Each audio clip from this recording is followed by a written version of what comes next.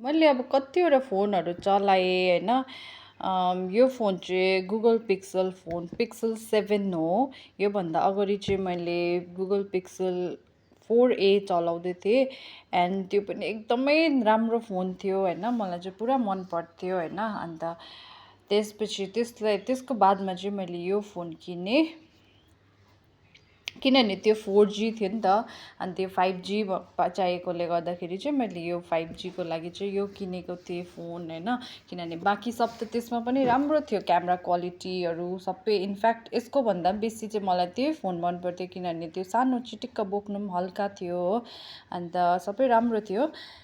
अन्त अहिलेसम्म मैले अब जति पनि फोनहरू चलाएको छु होइन, कहिले पनि मलाई क्या सर्भिस सेन्टरहरू खोज्दै जानुपर्ने यस्तो चाहिँ सिचुएसन कहिले पनि आएन होइन। सर्भिस सेन्टर त्यो कुन चाहिँ कम्पनीको फोनको कहाँनिर बनाउँछ त्यस्तो कहिले पनि मैले खोज्नु परेन, किनभने मेरो हातबाट हत्तपत्त फोन बिग्रिँदैन नि त।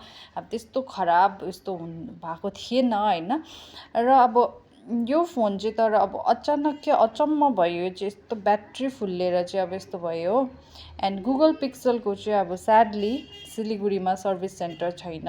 एन्ड नियरेस्ट सर्भिस सेन्टर चाहिँ अब कलकत्ता या गुवाहाटी रहेछ हो।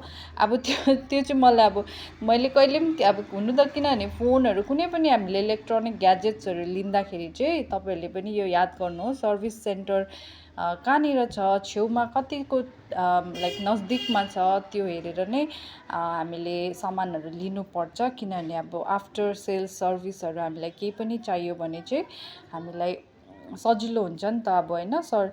र अब मैले चाहिँ अब कहिले जरुरत नै परेन, त्यो भएर कहिले कन्सिडर नै गरिनँ मैले सर्भिस सेन्टरको चाहिँ।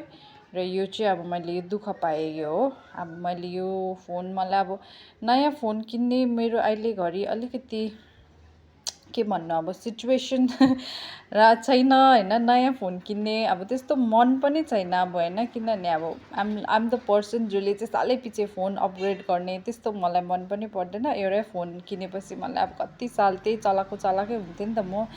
तर यो चाहिँ अब योपालि चाहिँ यस्तो भयो हो। अन्त अब मलाई के गरौँ भइरहेको छ। अब यो चेन्ज हुन्छ कि बन्यो भने चाहिँ अब म चाहिँ ट्राई नै गर्छु होइन यो बनाउनुको लागि चाहिँ। अब कसरी हुन्छ, कोही जान्दैछ भने चाहिँ अब कोही साथीभाइको हातमा पठाएर भए पनि एकखेप चाहिँ अब यसलाई रिपेयरिङको लागि चाहिँ दिने कोसिस नै गर्छु म होइन। अन्त अब त्यसको पछि भएन भने त अब अरू केही अप्सन छैन, अब मैले किन्नै पर्छ फोन होइन। र अब यस्तो छ, तपाईँहरूले पनि याद गर्नुहोस् कुनै पनि फोनहरू किन्दा, फोन मात्रै होइन अरू कुनै पनि इलेक्ट्रोनिक सामानहरूको चाहिँ अब सर्भिस सेन्टर चाहिँ छेउमा छ कि छैन त्यो पहिला चेक गर्नुहोस् अन्त मात्रै किन्नुहोस् ल।